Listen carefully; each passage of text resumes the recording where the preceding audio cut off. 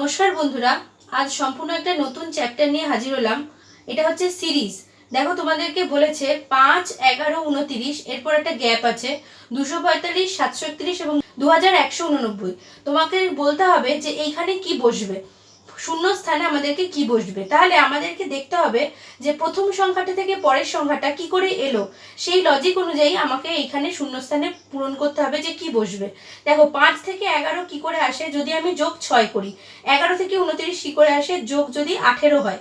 যদি 11-এর সাথে 18 যোগ করি আমি 29 পাবো। ঠিক সেমভাবে 5-এর সাথে যদি 6 যোগ করি তাহলে 11 পাবো। এরপরে কি হবে আমি জানি না। তো আমি যদি এইগুলোকে দেখি, 245 থেকে 731 পেতে গেলে তাহলে আমাকে 486 যোগ করতে হবে 245-এর সাথে, এবং 731 থেকে 2189 পেতে গেলে এর সাথে 1458 যোগ করতে হবে। দেখো, যদি তুমি এইগুলোকে বিয়োগ করো তাহলেই পেয়ে যাবে। 2189 থেকে যদি আমি 731 বাদ দিই তাহলে আমার 1458 হবে। ঠিক একই রকম ভাবে 731 থেকে যদি আমি 245 বাদ দিই তাহলে আমার 486 হবে। তাহলে এখানে আমি কি করে বুঝবো যে কি বসবে? দেখো, 6কে যদি আমি 3 দিয়ে গুণ করি তাহলে কিন্তু আমি 18 পাবো।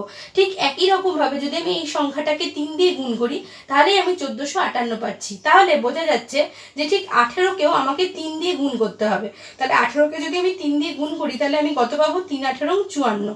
54-এর সাথে আমাকে 29টা যোগ করতে হবে। 29 আর 54 যদি আমি যোগ করি তাহলে আমি পাবো হচ্ছে 83। তাহলে এই যে শূন্য স্থানটা আছে এখানে বসবে 83।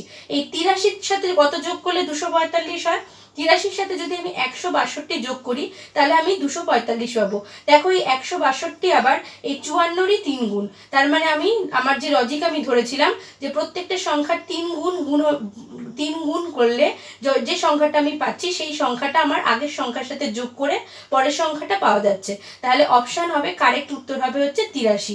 অপশন বি হচ্ছে কারেক্ট অ্যান্সার।